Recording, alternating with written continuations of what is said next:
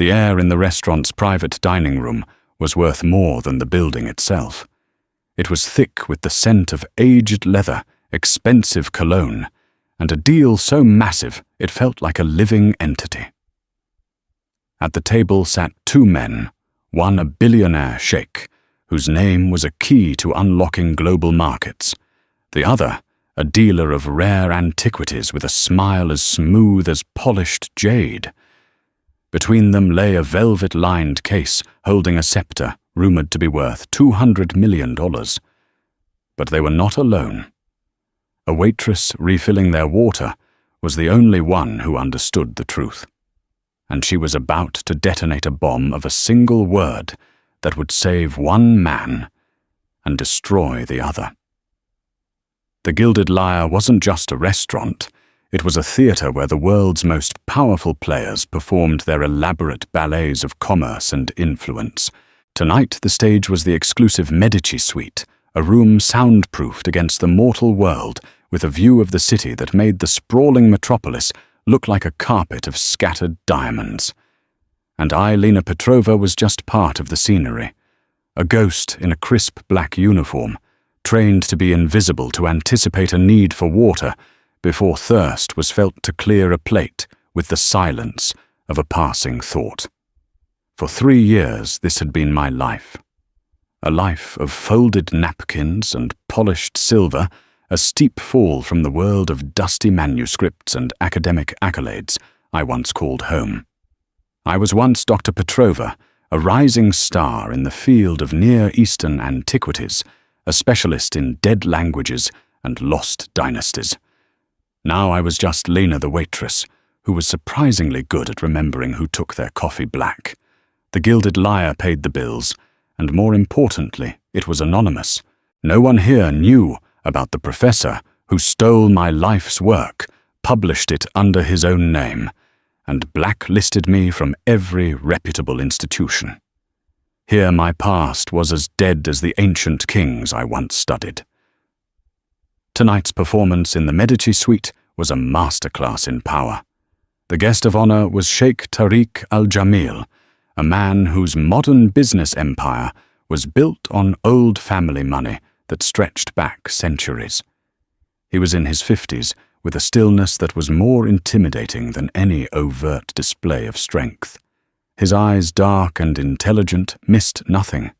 He didn't look like a man who was easily impressed. Across from him sat Arthur Finch, a man who sold history to the highest bidder.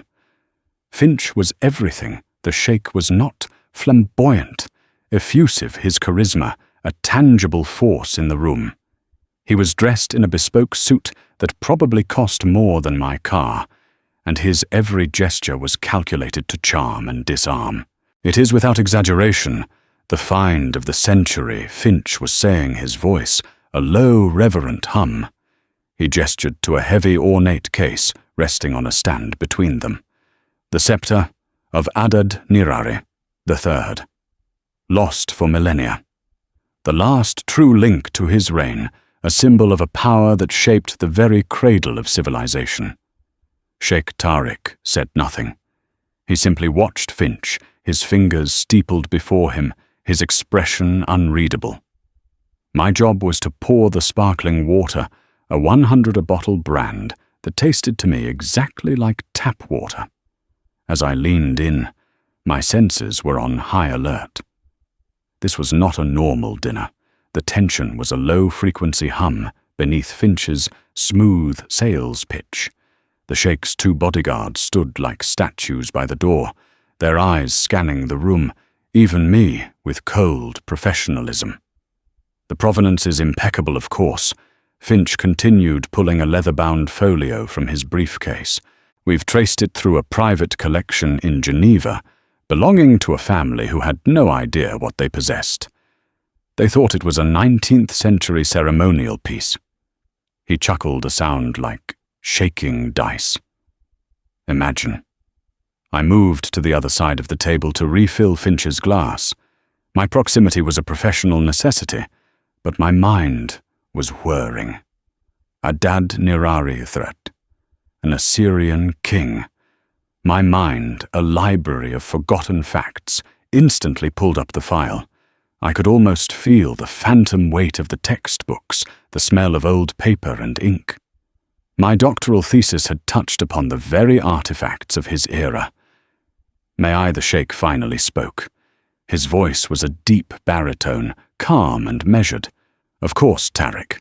Of course," Finch said, practically purring with anticipation. He produced a small key and unlocked the case. With a flourish, he lifted the lid. The room fell silent. Even the city outside seemed to hold its breath. Nestled on a bed of deep blue velvet was a scepter. It was about 2 feet long, crafted from a dark, lustrous metal that seemed to drink the light, inlaid with veins of gold and capped with a massive uncut lapis lazuli. It was beautiful, undeniably ancient in its appearance. A hush of reverence fell over the room. I could see a flicker of something in Sheikh Tariq's eyes, not greed, but something deeper. Awe. Longing. It was the look of a man seeing not an object, but a connection to his very soul his heritage made manifest. The inscription, Tariq murmured, his voice softer now. He leaned closer, his gaze fixed on the delicate, cuneiform script spiraling around the scepter's handle. The royal dedication Finch supplied helpfully. Our experts at the Institute have translated it. It confirms the lineage and dedicates the scepter to the Temple of Nabu. I finished pouring the water and began my silent retreat back towards the wall. But as I moved, my eyes snagged on the inscription. From across the room, it was just a series of delicate wedge-shaped marks. But my mind, trained over years of obsessive study, saw more than that. It saw language, it saw syntax and grammar and history. And in that one fleeting glance, a single character, one tiny, almost insignificant wedge jumped out at me. It was wrong. It was a grammatical form, a particular style of cuneiform that didn't exist for another 200 years after Adad Nirari III was dust. It was like seeing a Shakespearean manuscript written with a ballpoint pen. A cold dread washed over me. My carefully constructed wall of anonymity, my quiet life of serving the rich and forgetting who I used to be, suddenly had a crack in it. My heart began to pound against my ribs. Finch was still talking, weaving a beautiful tapestry of lies around the object in the case. The Sheikh was listening, his expression softening, his professional guard slowly being lowered by the siren song of his own history. He was about to spend $200 million on a lie, and I, the invisible waitress, was the only person in the world who knew it. My training screamed at me to retreat, to melt back into the shadows of the service corridor. It's not your problem, Lena. It's not your world anymore. The last time I had pointed out an academic discrepancy, it had cost me everything.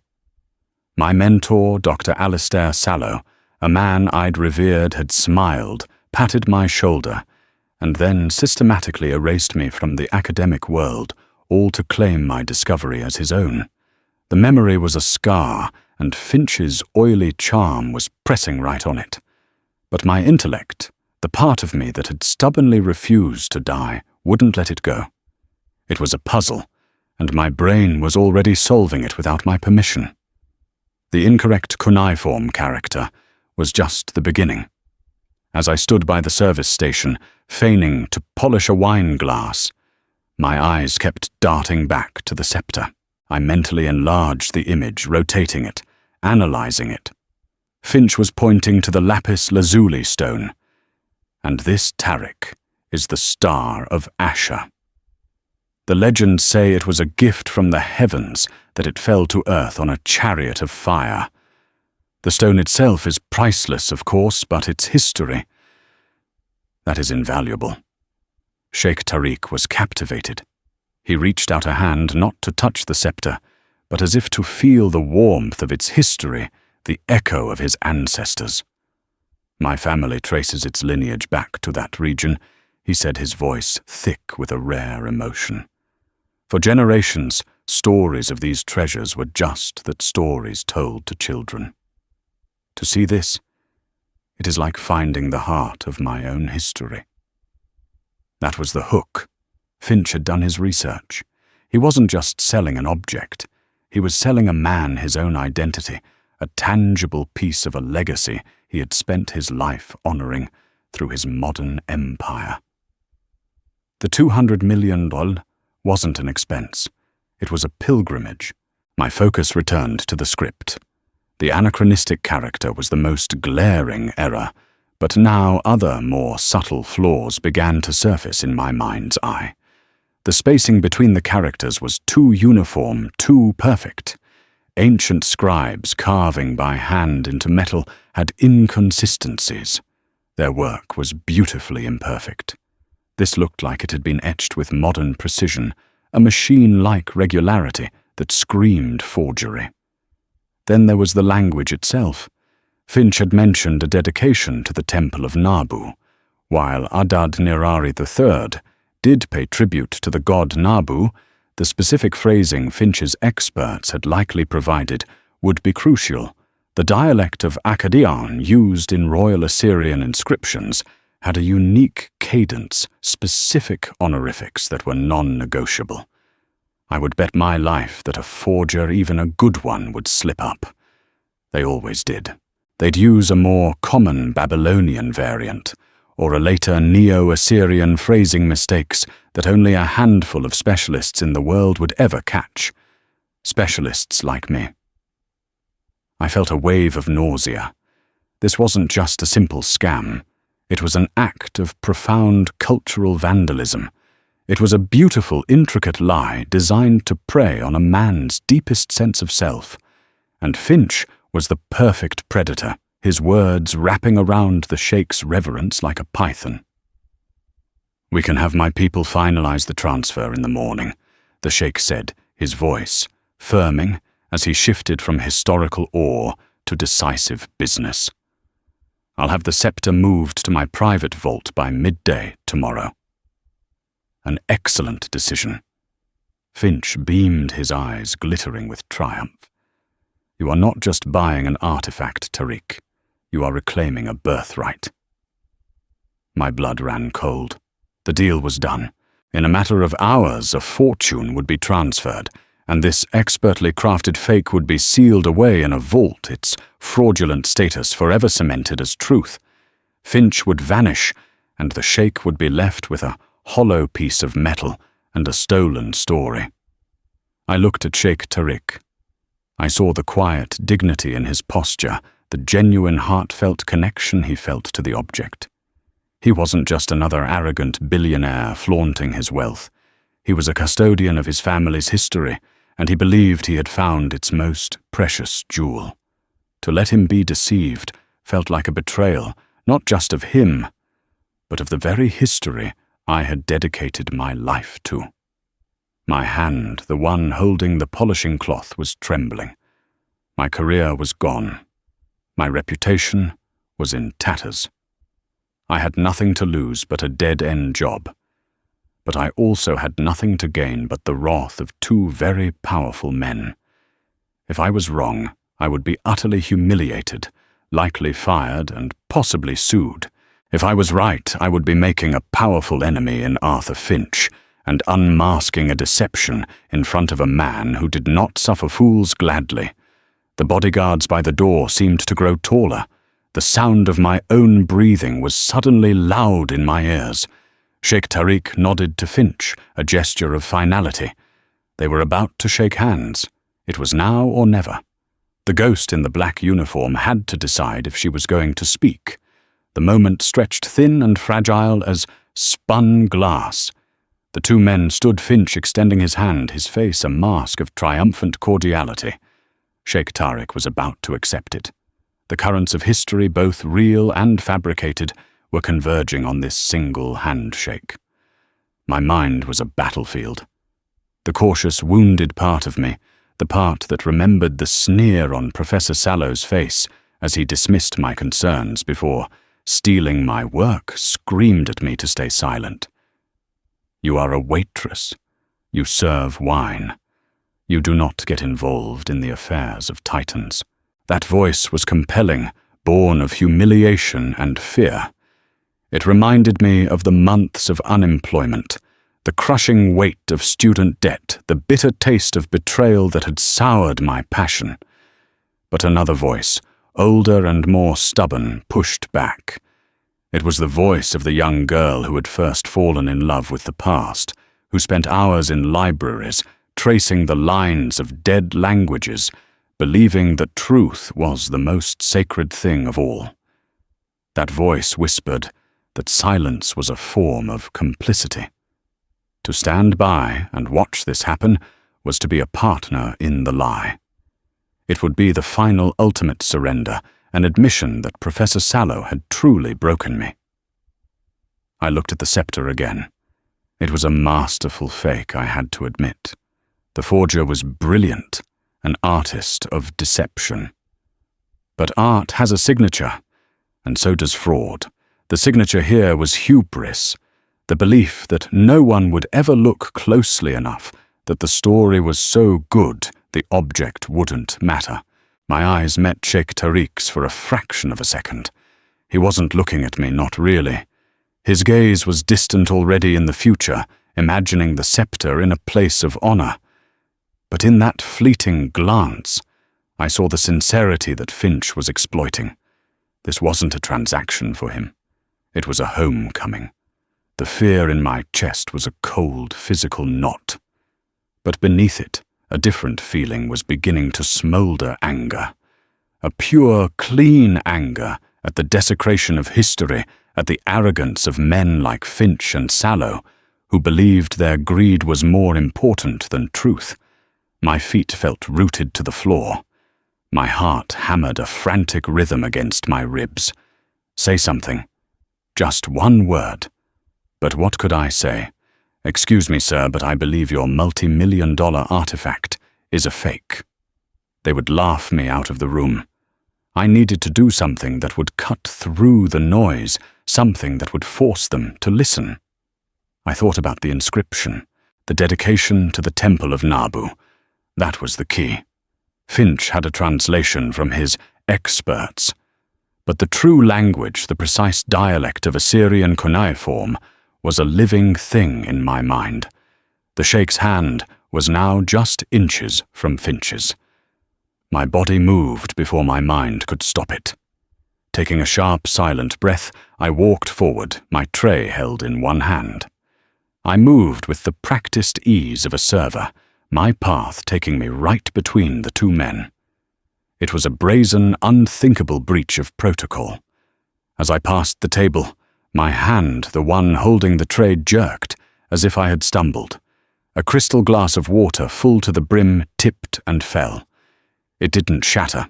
It landed with a dull thud on the plush Persian rug, spilling its contents in a dark, spreading stain, inches from Finch's expensive leather shoes. Oh, I gasped, my voice sounding convincingly flustered. Terribly sorry, sir. So clumsy of me. The handshake was aborted. Both men looked down, startled. Finch recoiled with a hiss of annoyance. The bodyguards tensed their hands, moving instinctively towards their jackets. The diversion had worked. It bought me 3 seconds. It put me right beside the scepter. I knelt to retrieve the glass, my movements still disguised as a clumsy waitress's apology. My eyes were level with the velvet case. Now was the moment. My voice came out not loud, but clear and sharp, cutting through the sudden silence of the room. It was not addressed to Finch, but directly to Sheikh Tariq. I didn't speak in English. I spoke a single word in the classical Akkadian dialect, the language of the inscription itself. It was the word for falsehood or deception. Satu. Then, looking directly at the scepter's inscription, I pointed to one of the characters. I spoke again this time, a short, grammatically correct phrase, from that era the one a true scribe would have used. My pronunciation was flawless, the guttural consonants and precise vowels echoing strangely in the modern air-conditioned room.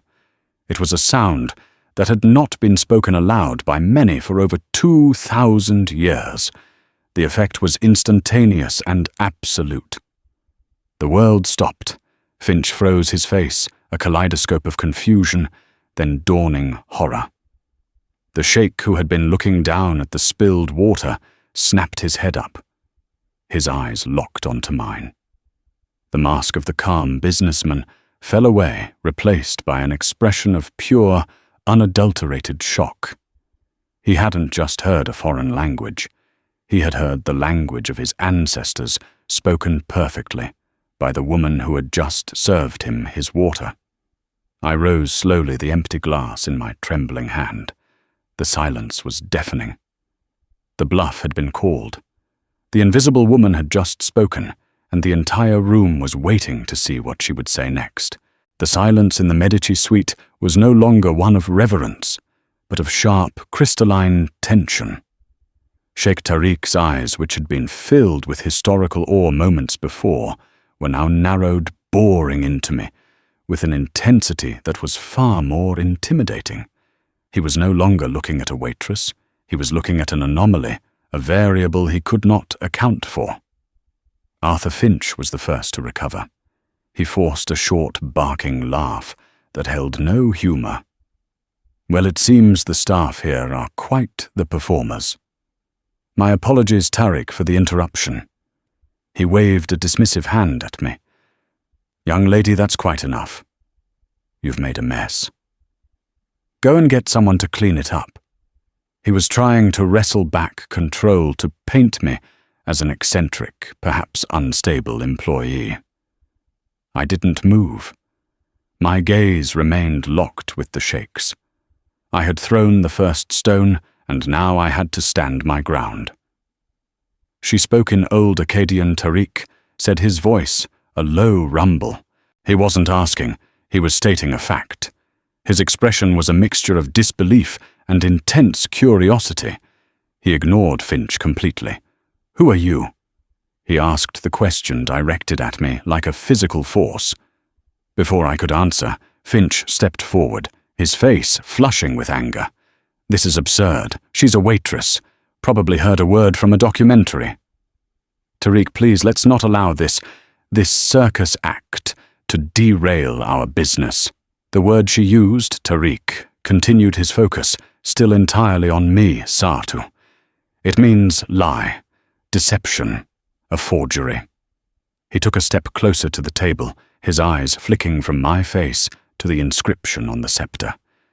And the phrase she spoke, it was a correction, a grammatical correction. Finch's composure began to fray at the edges. A tiny bead of sweat traced a path down his temple. This is ridiculous. My experts from the most prestigious institute in Zurich have authenticated this piece. Are you going to take the word of a server over a team of world-renowned academics? It was the opening I needed. Which institute, I asked, my voice steady now, the adrenaline sharpening my senses. The Ziegler Institute for Antiquities. Finch's eyes widened almost imperceptibly. He had mentioned Zurich, a common hub for such things, but I had named the most famous and famously corrupt institution, a place known for providing authentications for a price. It was a guess, but a highly educated one. His slight hesitation told me I'd hit the mark. Their reputation is flawless, Finch stammered, recovering quickly. Their reputation, I countered, stepping away from the spilled water and closer to the table, is for authenticating whatever their clients pay them to authenticate. Ask them about the Hittite tablets they verified in 2018. They were exposed as fakes made in eastern Turkey 6 months later. The sheikh's head turned slowly from me to Finch. The seed of doubt had been planted and was beginning to sprout. She's read a few articles. So what? Finch snapped, his voice rising in pitch. She's trying to disrupt a major transaction for attention security. He glanced towards the bodyguards. Get her out of here. The 2 men by the door looked at their employer. The sheikh gave a subtle, almost imperceptible shake of his head. They remained still. In that moment, the power in the room had irrevocably shifted. "Let her speak," Tariq commanded. All eyes were on me. The years of suppressed knowledge of silent frustration and passion came rushing to the surface. The fear was gone, replaced by a cold, righteous certainty. "The scepter is a fake," I said, my voice ringing with an authority I hadn't felt in years, and a clumsy one at that. Finch let out a gasp of theatrical outrage. "Clumsy? It's a masterpiece. It's a masterpiece of deception, I'll grant you," that I conceded. "The forger is skilled, but he's not a historian. He's an artist who has studied the form but not the substance. He made mistakes, anachronisms." Tariq gestured towards the scepter. "Show me." I took a deep breath.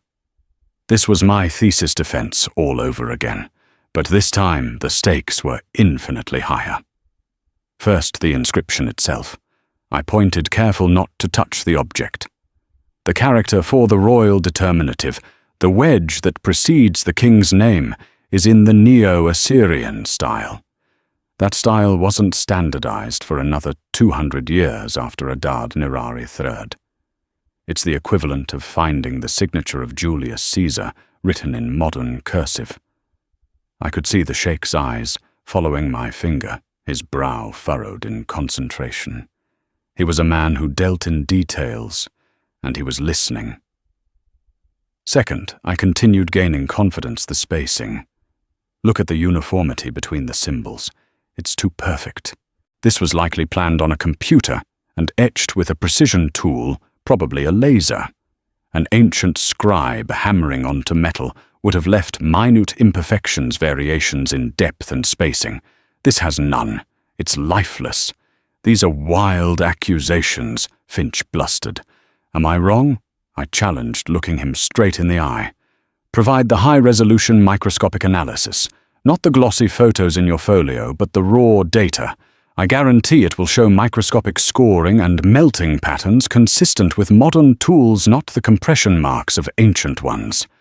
The color was draining from Finch's face. He opened his mouth, but no sound came out. And finally I said, delivering the final blow, the name of the man who likely made this. "The style is familiar. The combination of brilliant metallurgy and careless historical errors has a signature. It's the work of a man named Dr. Alastair Sallow." At the mention of that name, Arthur Finch flinched as if he'd been struck. It was a small, reflexive movement, but in the hypercharged atmosphere of the room, it was a confession. Sheikh Tariq saw it. I saw it. The game was over. The Waitress had just rewritten the entire play. The name hung in the air heavy and damning. Alastair Sallow. My personal demon, the ghost at the feast of my life. For years his name had been a source of pain and powerlessness. Now I had turned it into a weapon. Sheikh Tariq's gaze shifted from Finch's pale, stricken face to mine. The suspicion in his eyes was slowly being replaced by a dawning understanding. He wasn't just dealing with a waitress with an unusual hobby. He was dealing with an expert. Dr. Sallow Tariq asked, his voice dangerously soft, the disgraced historian from Cambridge. The very same eye confirmed a bitter satisfaction welling inside me. Sallow had been censured for minor academic plagiarism years ago, but had managed to keep his reputation largely intact, fading into the lucrative world of private consulting, the world where men like Finch found their forgers. He was once my professor, and my mentor. This particular blend of artistic talent and academic arrogance is his calling card. Finch finally found his voice, a reedy, desperate sound. "She's lying. This is a personal vendetta. She's an unstable former student with a grudge, Tariq. You are a man of logic. Are you truly going to let this fantasy derail everything? It is precisely because I am a man of logic that I am still listening. Tariq retorted, his voice cutting like steel. He turned back to me. You claim there are more errors. Tell me about the lapis lazuli, the star of Orshur. This was my moment to solidify my case beyond any doubt. The stone is beautiful, I began, but it's from the wrong place. The lapis used by the Assyrian royal courts in that specific period came almost exclusively from the Badakhshan mines in what is now Afghanistan. That source has a unique mineral signature, tiny, almost invisible pyrite inclusions. Under magnification, they glitter like gold dust. The lapis used in 19th century revival pieces, and by modern forgers, typically comes from mines in Chile. That lapis has calcite streaks, not pyrite. It's a cleaner, less complex blue. I looked at the stone capping the scepter. Even from a few feet away, I could see the telltale, milky white veins within the deep blue. Get a jeweler's loupe. You won't find a single fleck of pyrite in that stone. You'll find calcite. Finch was visibly trembling now. He was being dismantled piece by a woman in a service uniform. The humiliation was radiating from him in palpable waves. She cannot possibly know that from here, he protested weakly. A simple test will prove it, won't it? Tariq said. He turned to one of his bodyguards. Karim, my briefcase. The small black case inside. Karim nodded, retrieved a sleek leather briefcase, and produced a small, hard-shelled case. The sheikh opened it. Inside was a set of high-end portable tools, a digital microscope, a spectrometer, and a jeweler's loupe. This was a man who, despite his emotional connection, never went into a deal unprepared. He was a collector, not just a buyer. He picked up the loupe. He approached the scepter, not with reverence now, but with the cold, calculating eye of an examiner. He leaned in, placing the loupe to his eye, and scrutinized the stone. The room was so quiet, I could hear the faint whir of the air conditioning. Finch looked like a man watching his own execution. After a long, agonizing minute, Tariq straightened up. He placed the loupe back on the table with a soft, definitive click. He looked at Finch, and his face was a mask of cold fury. Calcite, he said, the single word landing like a death sentence. Finch staggered back a step, his face ashen. The charm, the charisma, the entire carefully constructed persona evaporated in an instant, leaving behind a desperate, cornered man. There must be a mistake, a misunderstanding. The Institute will be hearing from my lawyers, Tariq said, his voice dropping to a lethal whisper. And you, Mr. Finch, will be hearing from the authorities. He glanced at his other bodyguard. Amir. Call the police. Inform them we have a gentleman here who has attempted to commit fraud to the sum of $200 million. Amir reached for his phone. Finch let out a choked cry. No, wait, please, I was misled. The provenance, Sallow assured me. His pleas were pathetic, dissolving into panicked babble. As Amir calmly spoke into his phone, Tariq turned his full attention back to me. The anger in his expression softened, replaced by a look of profound, searching curiosity. You were Dr. Petrova, he said, remembering what I had said earlier. It was a statement. Not a question. I replied, my voice quiet. What happened? The story I had buried for 3 years threatened to spill out. The excitement of my discovery, the trust I had placed in Sallow, the crushing moment I saw my research, my words, my soul published under his name, the dismissive laughter of the academic board, the slow, painful death of my career. Professor Sallow stole my research. I said the words tasting like ash. He built the end of his career on the beginning of mine, and when I tried to fight it, he made sure no university would ever hire me again. The sheikh listened, his dark eyes never leaving my face. In them I saw not pity, but respect. He was a man who understood betrayal. He understood the value of truth and the price of lies. The clatter of my spilled glass on the rug, the mess I had made to get his attention, seemed a lifetime ago. I had walked into this room as a waitress, but I was no longer sure who I would be when I walked out. The arrival of the police was a quiet, ruthlessly efficient affair. There were no flashing lights, no sirens. 2 plainclothes detectives entered the Medici suite, introduced by Amir, and the atmosphere immediately shifted from a private dispute to a criminal investigation. Arthur Finch, stripped of his bravado, seemed to shrink before our eyes. He was a deflated balloon, his expensive suit now looking like a costume on a failed actor. He continued to protest his arguments, becoming increasingly frantic and contradictory. He blamed his experts. He blamed Sallow. He claimed he was as much a victim as the Sheikh. But his protestations were hollow, his credibility incinerated.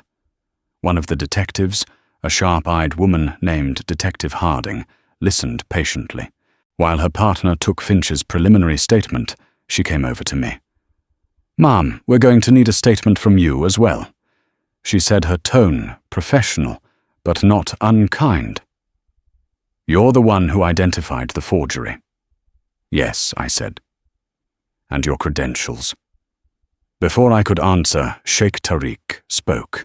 "Her credentials are unimpeachable," he stated, his voice carrying an absolute authority that made the detective raise an eyebrow.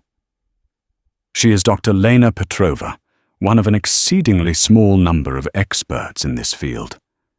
It appears the art world's loss has been the hospitality industry's temporary gain." The compliment, so understated and yet so powerful, sent a warmth through my chest. For the first time in 3 years, someone had referred to me by my proper title, and not with pity or scorn, but with genuine respect. As Finch was being escorted out, his face a mask of disbelief, Karim, the Sheikh's head of security, re-entered the room. He held a tablet and approached his employer. "Sir," he said quietly, "we ran the name you asked for. Dr. Alistair Sallow." Tariq nodded. "And he's not in Cambridge anymore. He has a private workshop in a rural estate just outside of Brussels. Very exclusive. We cross-referenced flight manifests. Arthur Finch flew to Brussels 3 times in the last 2 months. The last time was 2 days ago." Karim swiped the screen. "And there's more. We ran a quick financial trace on Finch. A significant portion of his operating capital comes from an offshore account that has been previously linked to Sallow in an unrelated inquiry regarding the illegal antiquities trade." It was the final nail in the coffin. The connection was direct and irrefutable. Sallow wasn't just the forger. He was likely the mastermind with Finch as his charismatic frontman. Interpol will be interested to hear that Detective Harding noted having overheard the exchange. She made a quick note in her pad. "Thank you, Mr. Al-Jamil." The room began to empty. The detectives left with a subdued Finch in tow. The bodyguards began to pack away their employer's equipment. Soon it was just me and Sheikh Tariq, standing in the silent, opulent room, with the fraudulent scepter, still resting in its case, a $200 million lie.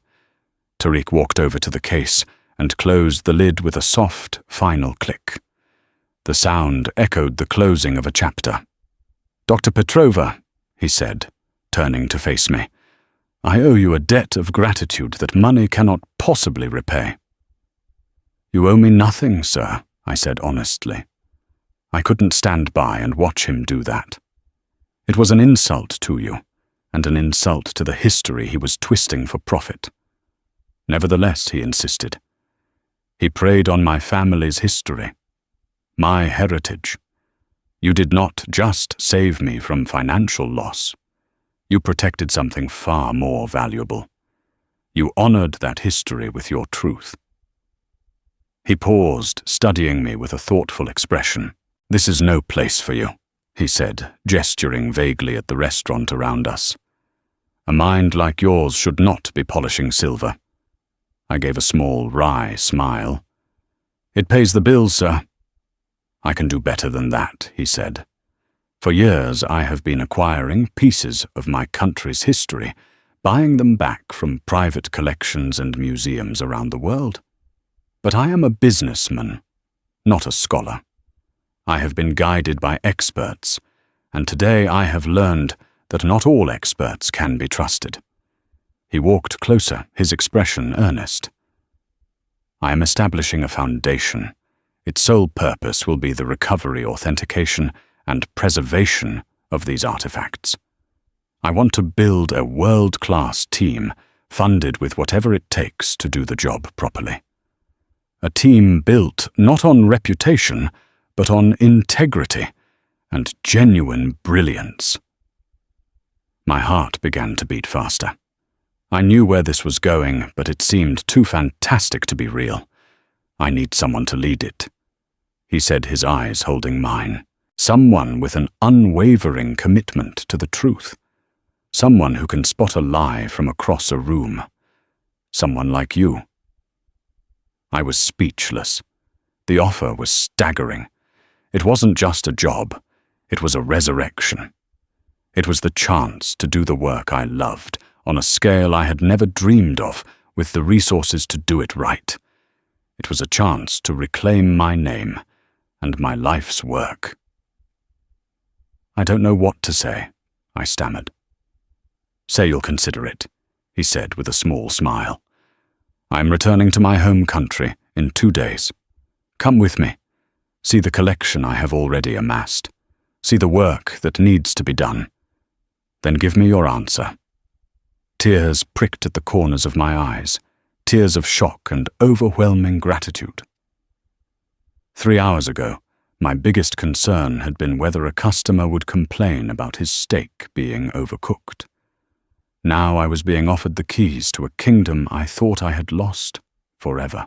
The ghost of the gilded liar. The invisible waitress was being offered a chance to be seen again. And not just seen, but celebrated for the very knowledge that had once led to her downfall. The 2 days that followed were a surreal whirlwind. I resigned from the gilded liar, an act that felt as momentous as signing a treaty. My manager was bewildered, unable to comprehend why the quiet, reliable Lena was suddenly leaving, especially after the incident in the Medici suite, which had become the stuff of restaurant legend. I simply told him I had been offered a research position. It was the understatement of the century. True to his word, Sheikh Tariq al-Jamil arranged everything. A seat on his private jet, a suite in a hotel that made the gilded liar look like a roadside diner, and most importantly, a temporary passport to a new life. As the jet climbed into the sky, leaving the city and my old existence behind, I felt a profound sense of release. The weight of the past 3 years, the bitterness and the regret seemed to fall away with the receding skyline. The story of the foiled scam hit the international news, though my name was kept out of it, at the Sheikh's insistence protecting my privacy. Arthur Finch, and more satisfyingly, Dr. Alistair Sallow, were arrested. The investigation into their fraudulent enterprise uncovered a network of forgeries they had sold to collectors and museums across the globe.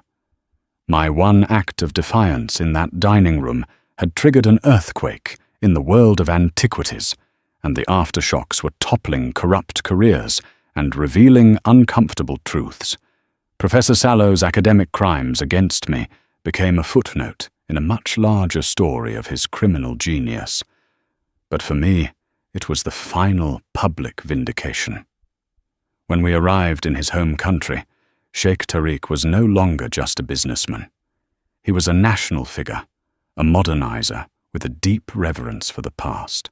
He took me to a state-of-the-art climate-controlled facility, a private museum he had been building in secret. Room after room was filled with priceless artifacts, cuneiform tablets, intricate jewelry pottery that traced the arc of civilization, and statues that had once stood in ancient temples. It was the collection I had spent my life dreaming of.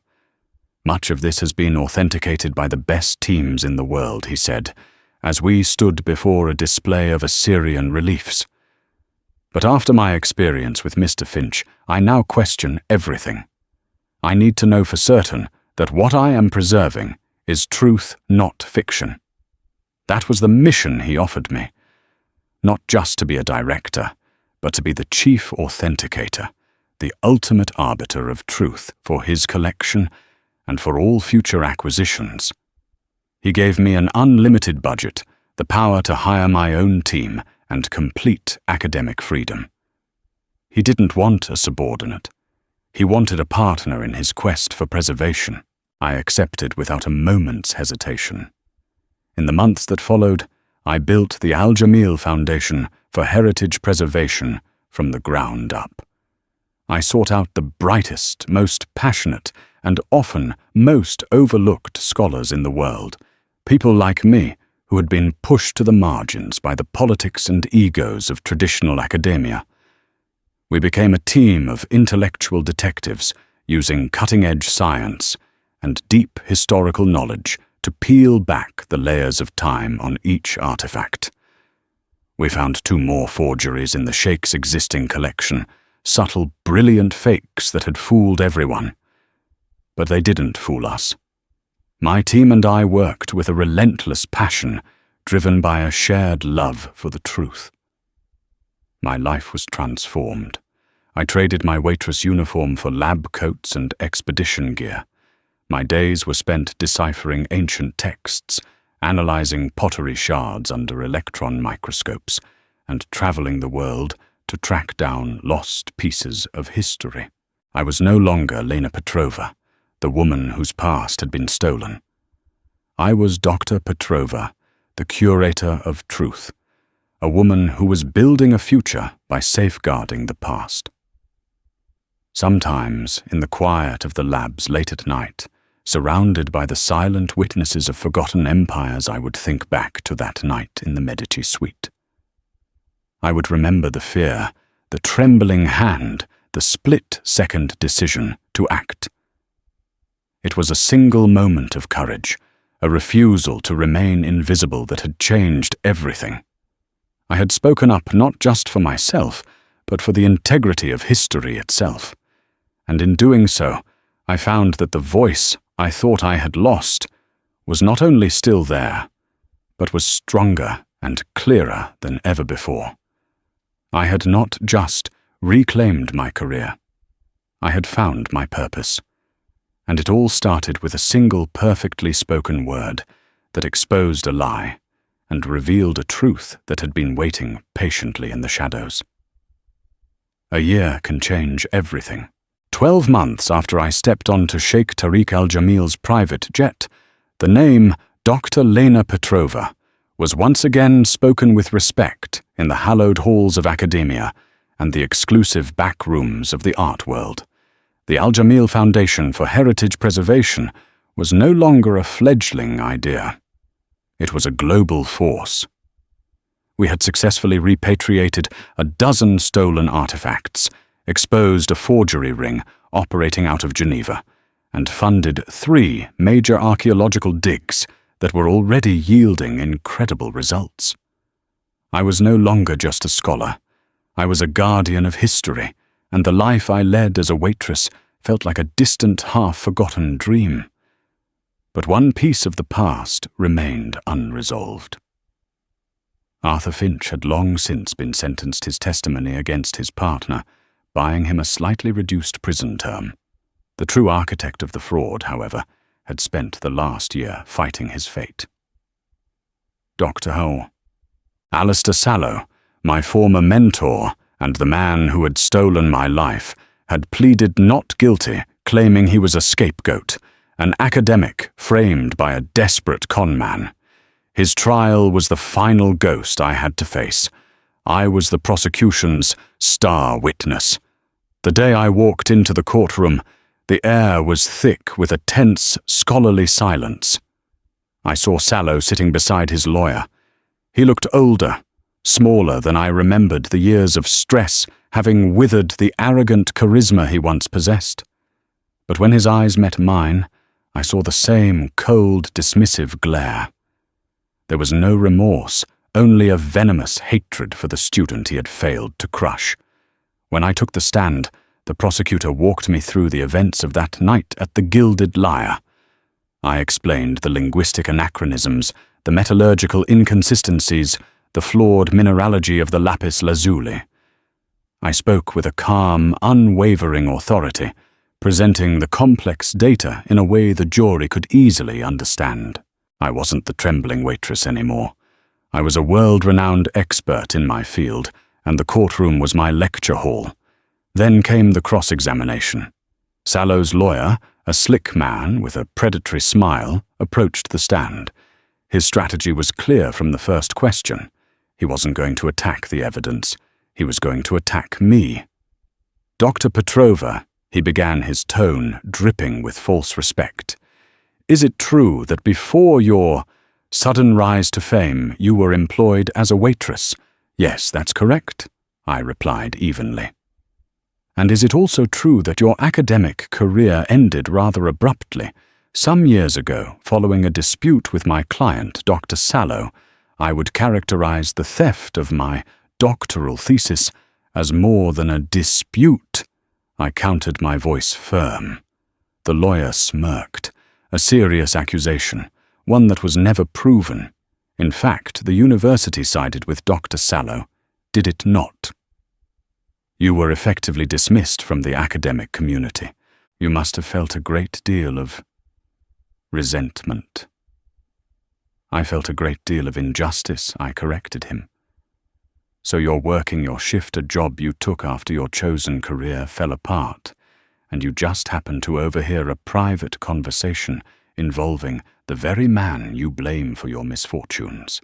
And in that moment, you saw an opportunity for revenge, didn't you? A way to destroy the man you felt had destroyed you. He was painting a compelling picture, the bitter, vengeful student striking out at her successful mentor. I could feel the jury's eyes on me, their expressions uncertain. This was the moment. The ghost was no longer at my back. It was standing right in front of me. I took a deep breath. No counselor. That's not what happened. I saw an opportunity to stop a crime. My personal history with Dr. Sallow was not the reason I spoke up, but it is the reason I was uniquely qualified to do so. I turned my attention, slightly addressing the jury directly. Doctor, Sallow's academic work, and by extension, his work as a forger, has a specific flaw, a signature, if you will. He is a brilliant artist, but a lazy scholar. He cuts corners on the research. The scepter was a perfect example, a beautiful object, but historically illiterate. I then looked directly at Sallow, just like the thesis he stole from me. My original research contained a groundbreaking but controversial theory. When Dr. Sallow published my work as his own, he removed the controversial parts, the parts he didn't fully understand and couldn't defend. He published a watered-down, safer version. He stole the body of my work, but he left the soul behind because he was too arrogant to admit he couldn't grasp it. The prosecutor, seeing his opening, stood up. Your Honor, we have evidence to that effect. He produced a set of documents, my original time-stamped research notes from my university days, complete with the detailed controversial theories Sallow had omitted, and beside it, Sallow's published paper.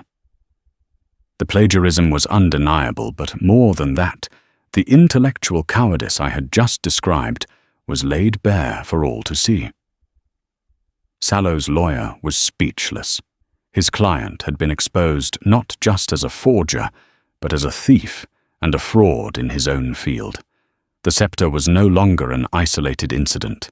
It was the culmination of a career built on lies. I left the stand, my head held high.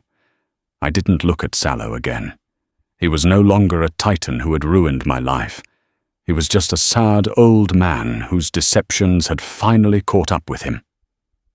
The guilty verdict came 2 days later. As I stood on the courthouse steps, breathing in the free air, I felt the last chain to my past break away. The victory wasn't in Sallow's conviction. It was in my own vindication.